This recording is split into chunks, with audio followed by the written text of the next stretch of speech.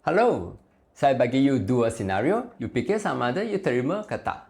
Senario yang pertama, kamu ada sebuah kereta Proton E-7, saya ambil dan saya pulangkan E-5.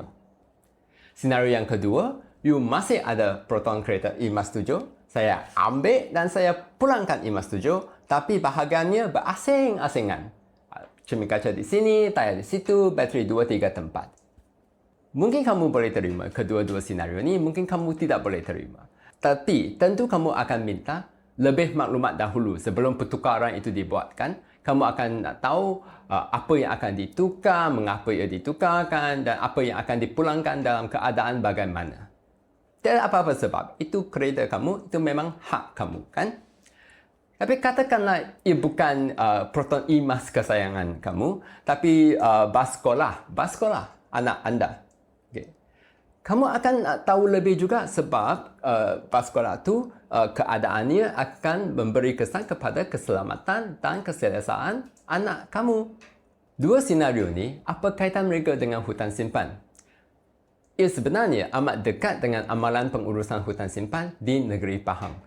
Di Pahang, biasanya apabila mereka mengeluarkan atau memansuhkan hutan simpan sebuah kawasan, katanya 100 hektar, mereka akan tambah balik 100 hektar. Jadi jumlah bersihnya tak banyak berubah. Tapi nilainya mungkin amat berbeza. Selama ini, orang ramai tak akan diberitahu sebelum hutan simpan di Pahang dimansuhkan. Tapi sekarang ada satu kesempatan untuk mengubah situasi ini. Mulai hari ini, iaitu 27 hari bulan Ogos, di Dewan Undangan Negeri Pahang ada satu mesyuarat yang akan bermula hari ini di mana wakil-wakil rakyat Pahang semua, ahli DUN, akan membuat satu keputusan ke atas pindaan Perundangan Perhutanan Negeri Pahang. Ada beberapa pindaan, antaranya yang paling penting bagi pengurusan hutan simpan ialah ini. Adakah kerajaan Pahang patut memberitahu orang ramai dan mendapat pendapat orang ramai sebelum memansuhkan hutan simpan? Apakah kedudukan kerajaan Pahang dalam isu ini? Berdasarkan rang undang-undang yang dikemukakan oleh kerajaan Pahang, memang jelas. Mereka tidak mahu melibatkan orang ramai dalam proses pemansuhan hutan simpan. Tapi sekarang, ADUN, Ahli Dewan Undangan Negeri Pahang, mereka kena buat keputusan lah. Sama ada mereka setuju dengan kerajaan Pahang atau tidak. Sama ada mereka rasa perlunya melibatkan orang ramai dalam proses pemansuhan hutan simpan ke tidak. Untuk maklumat lanjut mengenai pendengaran awam dalam proses pemansuhan hutan simpan dan juga pandangan mantan Menteri Alam Sekitar iaitu Encik Nik Nazmi Nik Ahmad, boleh tonton video saya yang dari minggu lepas. Dalam video ni, saya nak fokus kepada amalan di negeri Pahang semasa mereka memansuhkan hutan simpan. Di mana nampak macam mereka ganti balik hutan simpan. Tapi betul ke keadaan macam tu di lapangan? Mari, kita ambil contoh pemansuhan yang berlaku pada 14 hari bulan November 2024. Pada tarikh ini, Pahang keluarkan 2 kawasan hutan simpan dan tambah 4 lagi. Perubahan bersihnya hampir sifar. Namun, apa yang diambil, apa yang dipulangkan. Mari kita tengok set yang pertama. Imej satelit di atas ialah kawasan yang dikeluarkan dari hutan simpan berkelah di Mukim Ulu Lepa. Imej di bawah pula ialah kawasan yang dipulangkan atau ditambah sebagai hutan simpan resak tambahan di Mukim Bebah. Kedua-dua set ni sama luas, 380 hektar. Jadi perubahan bersihnya hampir sifar lah, tak ada perubahan.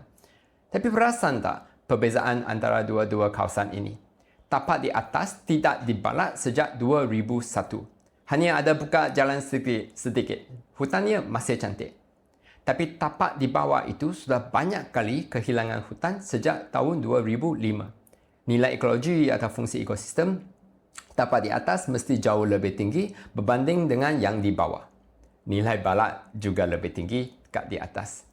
Jadi ingat tak senario tadi? Yang saya ambil E-7 dan saya pulangkan E-5. Okey, sekarang kita tengok set yang kedua. Dan tapak ini dikeluarkan dari hutan simpan Bukit Ibam 126 hektar. Tapak ini hampir habis dibalak pada tahun 2015. Okey, walaupun ia bukan hutan cantik sekarang, tapi ia masih penting. Mengapa? Sebab tapak ini berada di satu tempat yang sempit dalam rangkaian hutan yang menghubungkan hutan di utara dengan selatan, hutan timur dengan barat.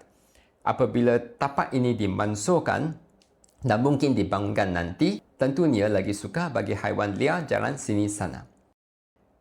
Yang menjadi gantian pula atau ditambah balik pula ialah 3 tapak kecil ini di tepi sungai. Jadi ingat tak senario tadi? Saya ambil sebuah kereta baik dan saya pulangkan bateri pecah 2-3 bahagian cermin kaca di sana sini. Adakah semua pemansuhan hutan simpan di Pahang berlaku macam ni? Saya tidak tahu. Tak ada orang yang tahu. Sebab orang ramai tidak diberitahu sebelum pemansuhan hutan simpan dibuat di Pahang.